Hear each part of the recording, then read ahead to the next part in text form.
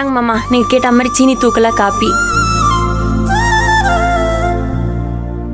ஏமாம்மா, நேத்து மாதிரி மத்தியத்துக்கு இன்னைக்கு யாராவது சாப்பிட வராளா? என்னடி, என்ன விஷயம்? இல்ல, நம்ம வீட்டுக்கு வர்றவங்களுக்கு சைவம் போட்டு அனுப்புன ஒரு மாதிரி கௌரவமா இருக்காதுல்ல. நேத்திக்கே அவங்களுக்கு காய்கறியத்தையும் சமைச்சு போட்டோம், அதுவே மனசுக்கு ஒரு மாதிரி சங்கட்டமா போச்சு. இன்னைக்கு யாரேனும் சாப்பிட வராங்கன்னா இந்த ஆட்டுக்கு ஆப்ரேஷன் பண்ண சொல்லி கறி எடுக்க சொல்லிடலாம். அதுதான்.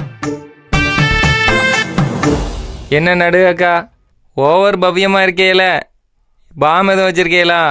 அப்படியா இருக்கு? நெசமா தம்பா கேட்டேன். ஆமா, இந்த மாமங்கெல்லாம் என்ன சாப்பிட வாரேன்னு சொன்னாங்களா என்ன?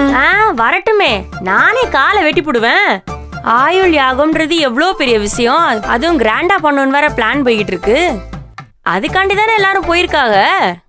அப்படிலாம் விட்டுவிட்டு வந்தாங்கன்னா அவ்வளோதான், நானே டென்ஷன் ஆயிடுவேன். என்னடி பிளானுங்கிற, என்ன சொல்ற? ஐயத்த என்னத்த, ஆயில் யாகம்ன்ற ஃபங்க்ஷனுக்கு பிளான் பண்ணிருப்பாங்க.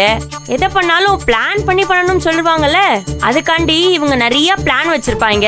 அந்த பிளானை பாதியிலே விட்டுட்டு வந்தா சொதப்பிரும்ல. ஏங்கா?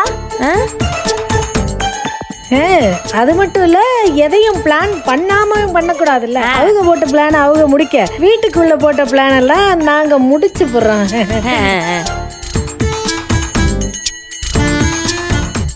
இல்ல, கூட்டுறது, சமைக்கிறது, பெருக்கிறது, துடைக்கிறது, வைக்கிறது, எடுக்கிறது எல்லாத்தையும் அப்படியே பார்த்து முடிச்சு போடுறோம். மாமா, உங்க ரூம்ல தண்ணி வந்துச்சா மாமா? இன்னைக்கு வந்துருச்சுமா.